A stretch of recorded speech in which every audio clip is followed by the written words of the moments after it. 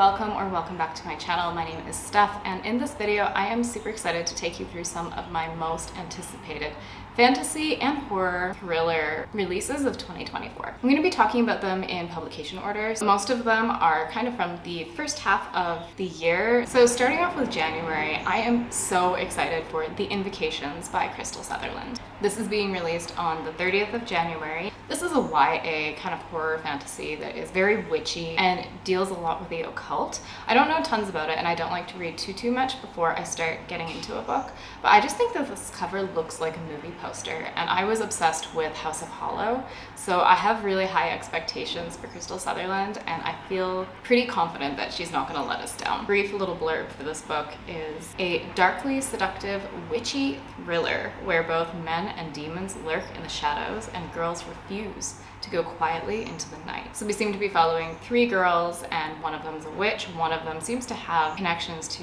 the demons, and they are trying to solve a murder. So that's Invocations. I can't wait. Very excited. I have been anticipating this for like a year since it was released, basically in the moment I finished House of Hollow. So this is definitely one of my most anticipated books of 2024. Following that, on the 13th of February, right before Valentine's Day, I have The Projections by S.E. Porter. This is kind of a cover by, but it looks quite creepy with the skeleton hands around the girl's neck. But this is a dark adult historical fantasy. So we're following a woman who has been murdered. So she's either a ghost or something, and she's looking to take vengeance on a sorcerer who was absolutely obsessed with her and ended up killing her. So I'm not sure about this. I haven't read anything else by this author, and I think that this could have a lot of potential to explore some really interesting themes and to just be really creepy and exciting, but that is to be confirmed. It doesn't say what time period this is supposed to be set in either, so I'm kind of assuming by the way that she's dressed that it's going to be Victorian, and it refers to it as Gothic, so I'm hoping that we have like a Gothic Victorian dark fantasy horror revenge. Those are all flavors that I really like. So, The Projections, February 13th. Now, on February 20th, we have My Throat an Open Grave. This is another one that the cover just really speaks to me. It looks so eerie and creepy, and I recently read Not Good for Maidens by the same author, and I really enjoyed it. I see that this has been tagged as a retelling in some places, but I'm not sure what the retelling is of, but that has me very curious too. But this is YA. We're following a girl named Leah. She takes care of her brother Owen while she's also trying to balance school, and one day her brother is taken by the Lord of the Wood and she has to get him back. You know what? I am seeing two dates for this actually. I'm seeing January 23rd and I'm seeing February 20th, but I see February 20th more, so maybe the date got shifted around. But that's My Throat an Open Grave. Okay, we have another YA on the 20th of February. This is the bad one. The little blurb says, Goddess, goddess, count to 5 in the morning, who's alive? In the course of a single winter's night, 4 people vanish without a trace in a small town. So I love small towns, and it says that Nora's estranged best friend Becca seems to have gone missing, and so Nora is trying to find her. We're probably going to uncover things about why they're estranged, and it sounds like there's some creepy little girl shit with goddess games, which works for me. Sounds very promising. I don't think that I have read anything by Melissa Albert before. Let me know if you have. I feel like I see her name around fairly often. So fingers crossed, dark fantasy and horror, a poison pen love letter to a semi-toxic best friend relationship, and the occult power of childhood play. Next up, February 29th. I've been waiting for this book for like almost 2 or 3 years, and that is Empire of the Damned by Jay Kristoff. I'm so excited. So this is the sequel to Empire of the Vampire. It is a doorstop. This one is also supposed to be, what? This is 700 pages, but the sequel is only 400 pages, so I'm very curious. They have a lot of really lovely illustrations, and Jay Kristoff just tends to have like a sexy goth vibe that I really enjoy. But in this series, we follow Gabriel de Leon, and in book 1, he is, we're following him at 3 time points in his life. So the first time point is the present day, where he is being basically interview with a vampire style, with his captors, who are vampires, and having him recount his life before he is executed. Gabriel that we see in that version is very depressed, he's an addict, very nihilistic, he's just kind of like a not great guy. And then when he recounts his life, which are the other 2 time points, We see him when he is young and first joining a holy order, which is basically like a monkhood for people who are half vampire and not really widely accepted by society, who have taken on the job of slaying vampires. Important little bit of world building, I guess, for this is also that the book takes place also in a world where it is quite heavily modeled after historical Europe, but particularly France. The idea is that there's vampires and the sun has all but permanently set for the last like 30 years or something. So basically vampires have free reign.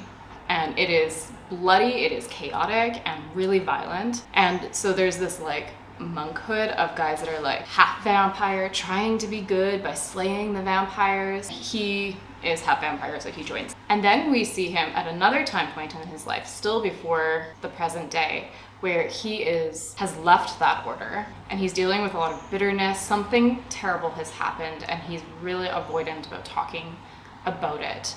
And he's kind of on his lone wolf journey until he kind of meets up with other people from his past on the search for the Holy Grail, which is supposed to end this time of darkness. So we're obviously playing on a lot of like kind of religious themes here, and it's just really dark, it's gory, and just such a good time. There's a talking sword that has a stutter, also very high selling point.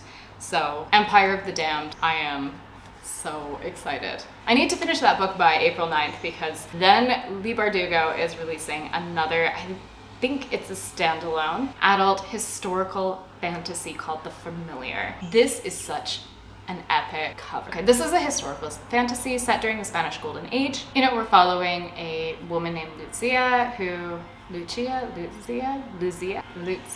gonna just avoid saying her name. So our main girl is a magic user and she is currently, I think, a servant working in somebody's house until the lady of the house discovers that she has the ability to use magic and urges her to use it to better the family's social position. Of course, this is going to bring her into the path of a disgraced secretary for the king, who is still kind of suffering and dealing with the fallout of the defeat of the king's Armada. And then our main girl just kind of, it says, dives into a world of seers and alchemists, holy men, and hucksters, where the line between magic, science, and fraud is almost never certain. And of course, to do this, she enlists the assistance of an embittered, immortal familiar who also has secrets that could prove deadly for them both. I'm so excited.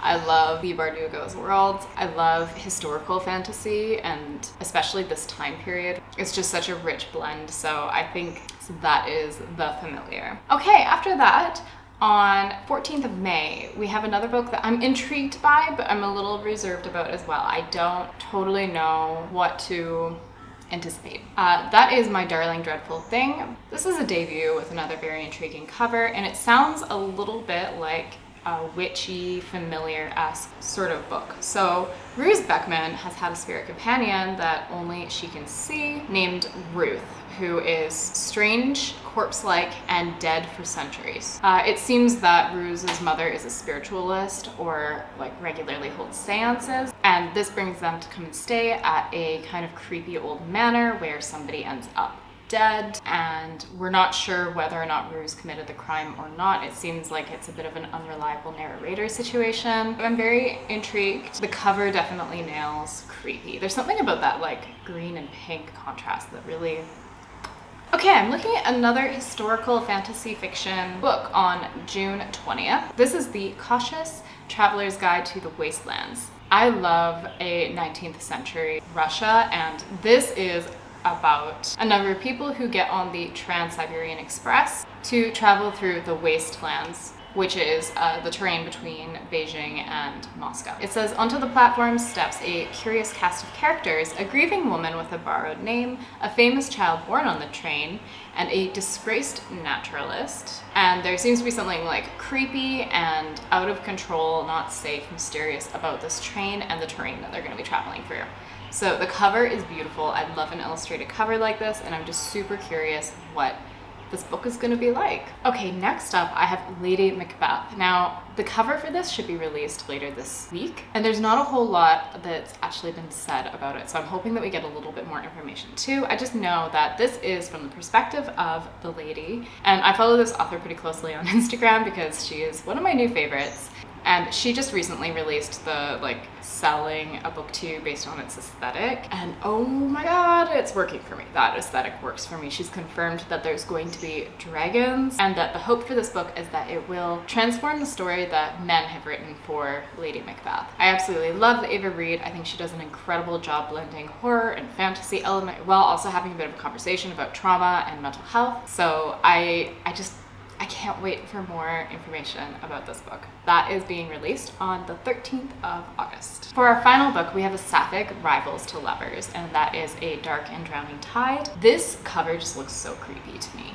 I don't know what it is, it just looks beautiful and creepy. I'm loving this kind of illustrated cover that seems like it's become a bit more popular lately. In this, we're following Lorelei Caskell, and she is a folklorist that is joining a group of people on an expedition. While they're on this expedition, her mentor is killed, and there are 5 potential suspects, including her rival, Sylvia von Wolf. A really good name. And so before the murderer strikes again, she has to find the suspect. All the while, they're trying to find some kind of magical spring. And I think this is a second world fantasy, because it says that it is on behalf of the king of a embattled country of Brunstad. So sounds not like a country that I know. That is coming out on September 17th, and that's the final book that I have for this list. I'm sure that my list is gonna get a lot longer. It seems like there is just a huge number of books that fall into my favorite genres, like dark fantasy, horror, and I'm just super excited to read all of them. So if any of these books are on your radar as well, let me know, and I would love to hear about any other books that you are anticipating or that you think I might enjoy, because as I get my 2024 TBR together, I definitely would like to add some of those. If you made it this far, thank you so much for watching this video, and I hope that you have a great day wherever you are.